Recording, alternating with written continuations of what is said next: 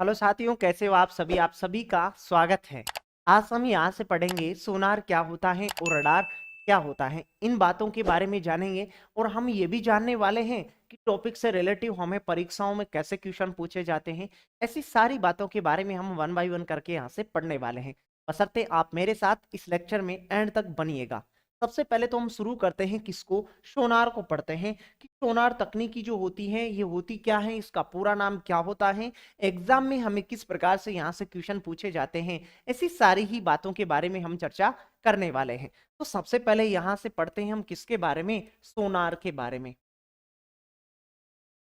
सोनार, सबसे पहले तो हम इसका पूरा नाम जानने वाले हैं कि सोनार तकनीकी का पूरा नाम होता क्या है। एक तो एग्जाम में आपको डिक्टो यहां से क्वेश्चन पूछा जाता है कि सोनार तकनीकी का पूरा नाम होता क्या है। सोनार तकनीकी का पूरा नाम होता है साउंड नेविगेशन एंड रेंजिंग, इसका पूरा नाम होता है। क्या होता है? साउंड नेविगेशन एंड रेंजिंग इसका पूरा नाम होता है। तो आगामी एग्जाम में कुछ आपको इस प्रकार का क्वेश्चन पूछे तो उसका आप लोग वहां से जवाब अपना बता सकते हैं। क्या होता है इसका पूरा नाम? इसका पूरा नाम होता है sound navigation navigation and ranging, इसका पूरा नाम होता है। क्या होता है? रेंजिंग इसका पूरा नाम होता है। तो पूरा नाम आगामी एग्जाम में कुछ पूछा जाए तो आप बता सकते हैं, इसका पूरा नाम साउंड नेविगेशन एंड रेंजिंग इसका पूरा नाम होता है। इसी के साथ दोस्तों एक चीज और आप लोग यहाँ से ध्यान रखें। अब जैसे आपको नेक्स्ट यहाँ से प्रश्न यूं पूछा जाता है कि सोनार तकनीकी में किन तरंगों का प्रयोग किया जाता है, तो रटने की आवश्यकता नहीं है। इसके पूरा नाम यदि आपको पता है ना तो इसमें दो तीन प्रकार के प्रश्न निकल के बनते हैं, तो उनका भी आप लोग वहां से अपना जवाब बता सकते हैं जब आप लोग इसका पूरा नाम ध्यान में रखते हैं। तो जैसे साउंड शब्द प्रयोग हो रहा है तो इसका मतलब ये है कि जो ध्वनि जो तरंगे होती हैं, इन ध्वनि तरंगों का प्रयोग किया जाता है किस तकनीकी में, सोनार तकनीकी में प्रयोग किया जाता है। तो अगला हम यहां से लिखेंगे इस तकनीकी में,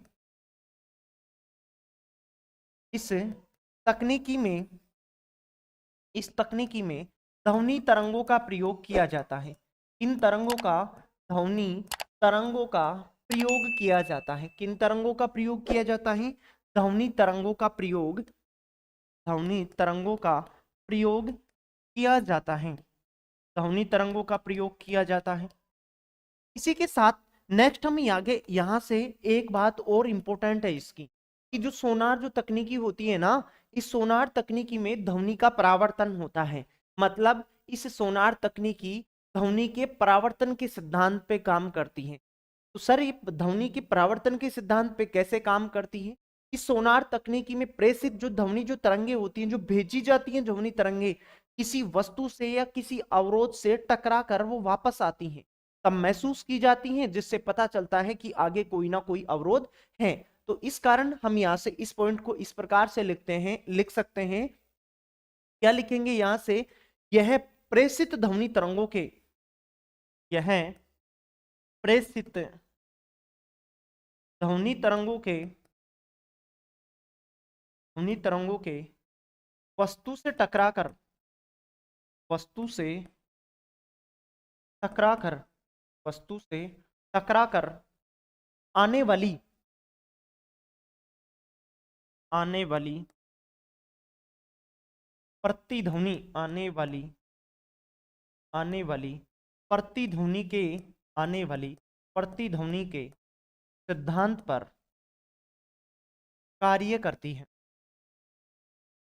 समझ गए होंगे आप लोग यहाँ से प्रतिध्वनि के सिद्धांत पे किस प्रकार से। चलिए अब हम इसके उपयोग पढ़ लेते हैं कि इसका उपयोग कहाँ कहाँ किया जाता है। सबसे पहली बात, सोनार तकनीकी में एक बात तो हमें मालूम हो ही गई है, सोनार तकनीकी में ध्वनि तरंगों का प्रयोग किया जाता है। किन तरंगों का? ध्वनि तरंगों का प्रयोग किया जाता है। अब इस तकनीकी का हम उपयोग कहाँ कहाँ करते हैं, इन उपयोग के बारे में भी आपको एग्जाम में पूछे जाते हैं। तो पहला इसका उपयोग लिखना, सोनार तकनीकी का प्रयोग किया जाता है कहाँ? पानी के अंदर, पानी के अंदर मौजूद वस्तुओं की दिशा, दूरी, गति आदि को मेजर करने के लिए इसी सोनार तकनीकी का सहारा लिया जाता है। यहां तक कि समुद्र की गहराई का पता लगाने में और समुद्र के अंदर जो कोई बर्फ का जो बड़ा टुकड़ा होता है जिससे जहाज को टकराने का खतरा रहता है, उसका मालूम करने के लिए भी इसी तकनीकी का प्रयोग किया जाता है। तो यहां से सबसे पहले ऐसे लिखेंगे, इस तकनीकी का प्रयोग, इस तकनीकी का प्रयोग, तकनीकी का प्रयोग पानी के अंदर, पानी के अंदर अंदर मौजूद वस्तुओं की, मौजूद वस्तुओं की, मौजूद वस्तुओं की दिशा, मौजूद वस्तुओं की दिशा, दूरी, गति आदि का पता लगाने में, आदि का, आदि का पता लगाने में, पता लगाने में इसी तकनीकी का प्रयोग किया जाता है। इसके अलावा और हम इसके उपयोग यहां से लिख सकते हैं, और उपयोग क्या लिख सकते हैं, समुद्र की गहराई का पता लगाने में, समुद्र की, समुद्र की गहराई का, समुद्र की गहराई का पता लगाने में, समुद्र की गहराई का पता लगाने में, समुद्र की गहराई का पता लगाने में इसी तकनीकी का प्रयोग किया जाता है। नेक्स्ट और हम उपयोग यहां से लिख सकते हैं, देखो इसके बारे में, और हम यहां से क्या लिख सकते हैं कि सोनार तकनीकी का उपयोग जो पानी के अंदर जो पनडुब्बियां होती हैं उनका पता लगाने में, बर्फ का कोई बड़ा जो टुकड़ा होता है उसका पता लगाने में भी हम इसी तकनीक का प्रयोग करते हैं। तो नेक्स्ट आगे हम यहां से लिख सकते हैं, हिमशैल, हिम यानी बर्फ का टुकड़ा, हिमशैल, पनडुब्बी, पनडुब्बियों आदि का पता लगाने में, आदि का पता लगाने में, आदि का पता लगाने में भी इसी सोनार तकनीकी का प्रयोग किया जाता है। उम्मीद करता हूं सोनार तकनीकी आपको बहुत अच्छे वर्डों में आपको मैं समझा पाया हूंगा। इसी के साथ यदि एग्जाम में यहाँ से इसी प्रकार का कोई क्वेश्चन आपको पूछा जाता है तो उसका भी आप लोग अब वहां से अपना सही जवाब बता ही सकते हैं। चलिए आगे अब हम यहाँ से पढ़ते हैं इसके बारे में, रडार के बारे,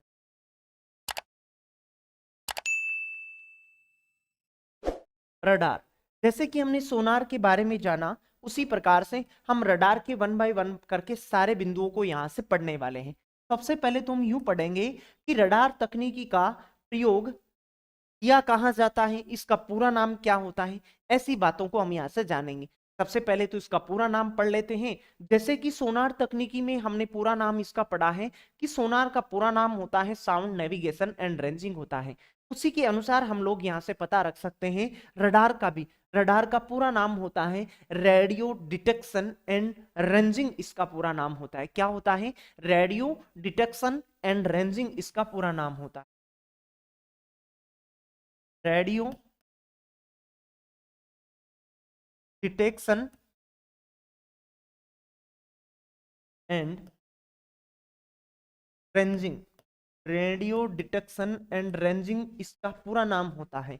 नेक्स्ट आगे हम यहाँ से बात करते हैं इस रडार तकनीकी में किन तरंगों का प्रयोग किया जाता है।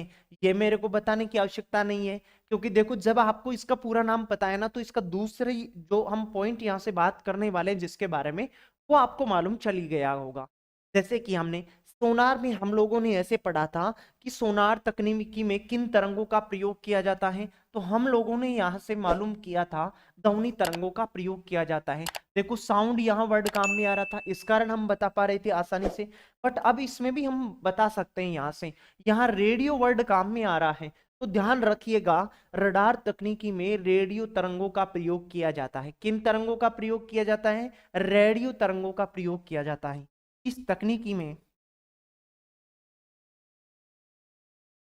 इस तकनीकी में, इस तकनीकी में रेडियो तरंगों का प्रयोग किया जाता है। इन तरंगों का, रेडियो तरंगों का, रेडियो तरंगों का प्रयोग किया जाता है। इन तरंगों का प्रयोग किया जाता है, रेडियो तरंगों का प्रयोग किया जाता है। रेडियो तरंगों का प्रयोग, रेडियो तरंगों का प्रयोग किस में किया जाता है? सोनार में, उसमें रडार में। जबकि रडार में तो किसका, रडार में तो किसका करते हैं? रेडियो तरंगों का। और ध्वनि तरंगों का किस में करते हैं? सोनार तकनीकी में प्रयोग करते हैं। अभी इसके उपयोग के बारे में हम पढ़ लेते हैं कि इस रडार का उपयोग कहाँ कहाँ किया जाता है। इस रडार का प्रयोग करते हैं रक्षा क्षेत्र में। रक्षा जो क्षेत्र होते हैं, जैसे बॉर्डर वगैरह होती हैं, वहां इस तकनीकी का प्रयोग किया जाता है। इस तकनीकी का प्रयोग कैसे किया जाता है? जैसे कोई ड्रोन किसी एक सीमा से कोई दूसरी सीमा में क्रॉस करके नहीं जा पाए, इसका नियंत्रण के लिए इसी का प्रयोग किया जाता है, रडार तकनीकी का। तो यहां से हम लिखेंगे इस तकनीकी का प्रयोग, इस तकनीकी का प्रयोग, तकनीकी का प्रयोग, इस तकनीकी का प्रयोग कहाँ करते हैं? इस तकनीकी का प्रयोग रक्षा क्षेत्र में किया जाता है। रक्षा क्षेत्र में किया जाता है। रक्षा क्षेत्र में, रक्षा क्षेत्र में किया जाता है। रक्षा क्षेत्र में किया जाता है। इसमें रक्षा क्षेत्र में किया जाता है। इसके अलावा दूसरा, हम यहां से दूसरे पॉइंट पे हम यहां से बात करेंगे इसका और उपयोग कहाँ किया जाता है। हवाई जो यात्रा होती है, किसी भी हवाई जो जहाज होती है, जो एरोप्लेन वगैरह होती हैं, इनकी दिशा, दूरी आदि को मेजर करने के लिए इसी तकनीकी का सहारा लिया जाता है। तो ऐसा हम लिखेंगे, हवाई यात्रा को नियंत्रित करने में, हवाई यात्रा को नियंत्रित करने में, हवाई यात्रा को नियंत्रित करने में इसी तकनीकी का प्रयोग किया जाता है, नियंत्रित करने में। इसके अलावा नेक्स्ट आगे हम इसका उपयोग लिख सकते हैं, कोई भी जो जहाज होती है, इस जहाज के आगे सुगम मार्ग का पता लगाने के लिए, यानी कि कोई भी जो जहाज होती है, इस जहाज के मार्ग का पता लगाने में भी इसी तकनीकी का हम उपयोग करते हैं। तो ऐसा हम यहां से लिख सकते हैं क्या, इसका उपयोग कहाँ किया जाता है? इसका उपयोग हवाई यात्रा को नियंत्रित करने में किया जाता है, किसी भी हवाई जो जहाज होती है इसके सुगम मार्ग को निश्चित करके। इसके अलावा और हम इसके और उपयोग लिख सकते हैं, रक्षा क्षेत्र में हमने लिख ही लिया है। इसके अलावा जो ट्रैफिक जो पुलिस वाले होते हैं ना, वो ट्रैफिक पुलिस वाले भी यातायातों की या वाहनों की गति को मेजर करने के लिए इसी रडार तकनीकी का प्रयोग करते हैं। तो नेक्स्ट यहां से लिख सकते हैं, ट्रैफिक पुलिस वाले के द्वारा, ट्रैफिक पुलिस वाले,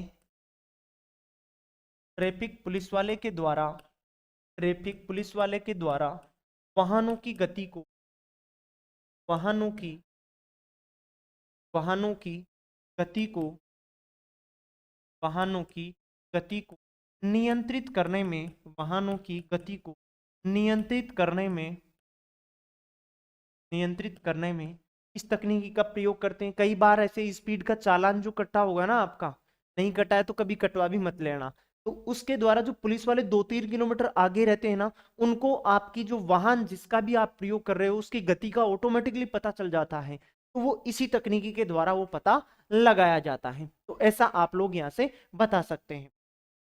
इसके अलावा देखो, वाहनों की गति ट्रैफिक पुलिस वाले, ऐसा हम यहाँ से देख ही लिए हैं।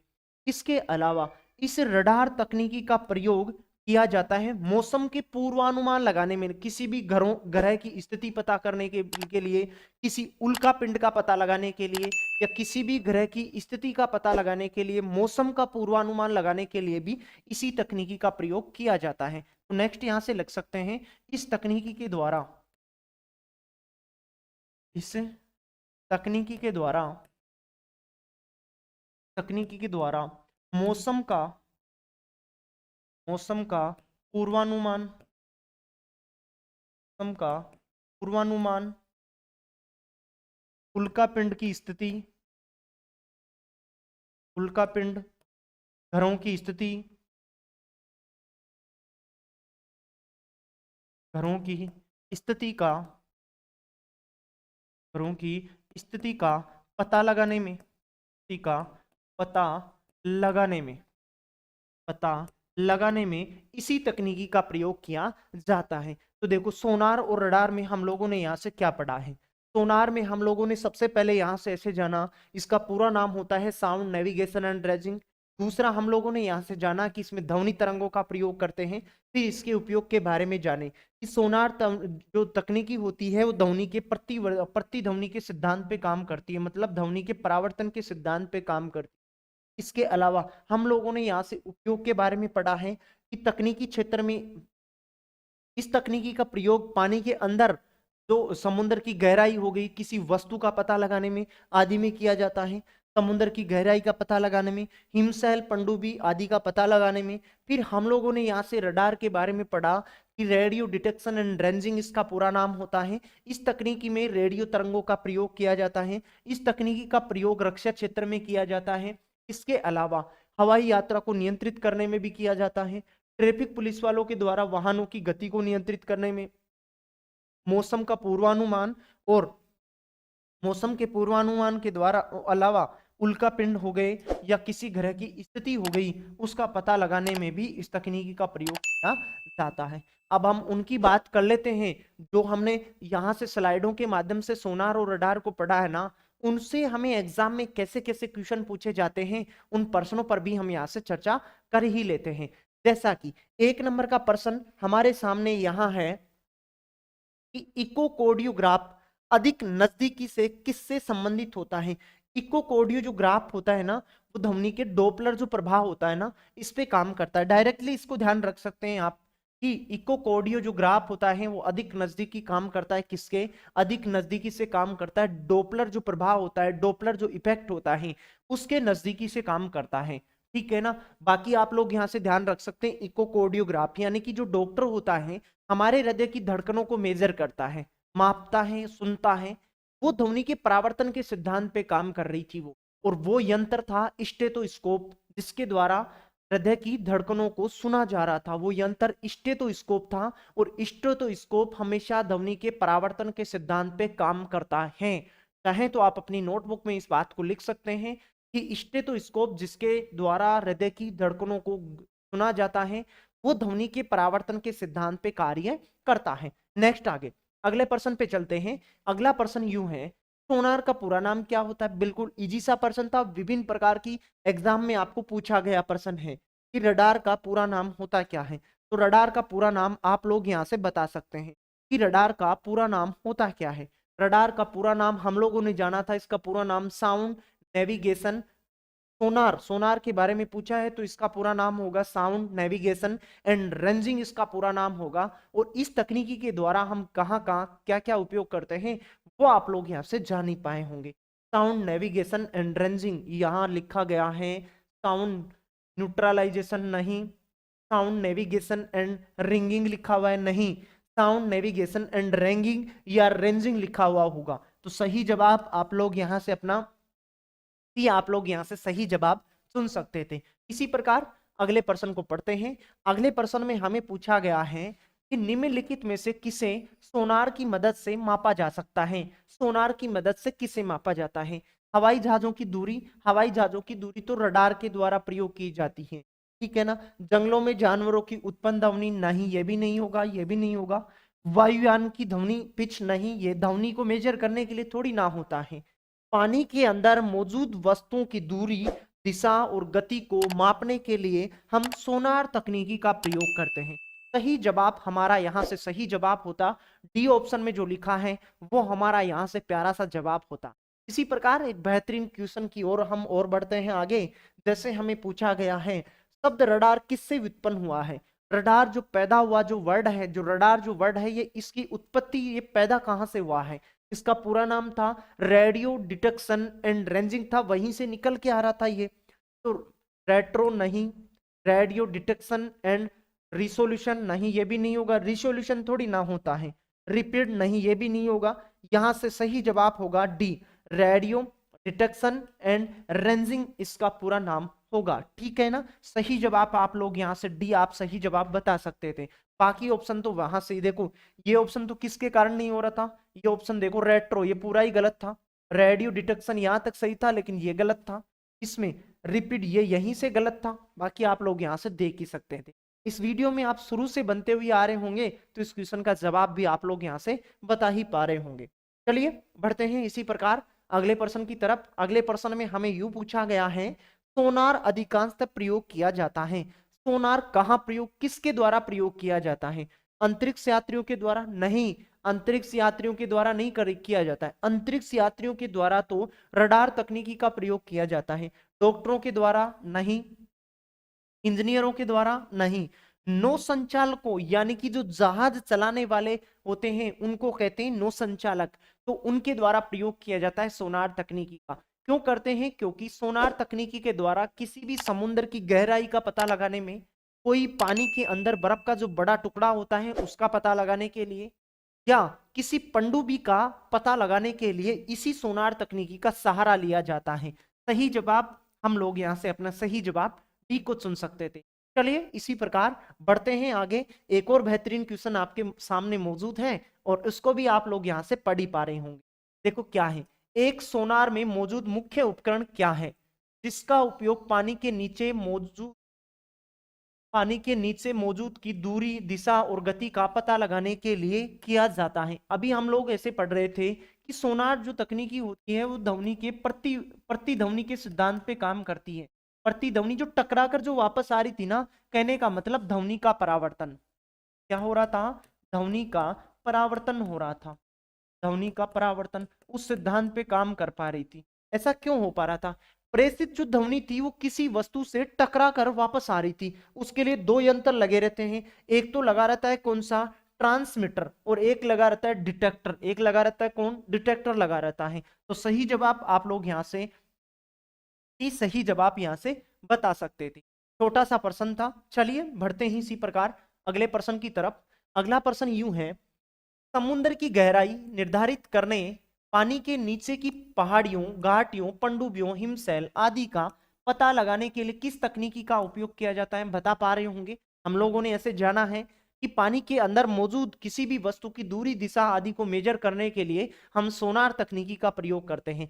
सही जवाब हम लोगों का यहाँ से सही आंसर होता सी, आप लोग यहाँ से अपने सही जवाब को चुन सकते थे। चलिए इसी प्रकार बढ़ते हैं एक और बेहतरीन क्वेश्चन की तरफ, जो आज का अंतिम क्वेश्चन रहने वाला है और उसको भी आप लोग यहां से पढ़ पा रहे होंगे और उम्मीद करता हूं सही आंसर भी आप लोग यहां से बता पा रहे होंगे।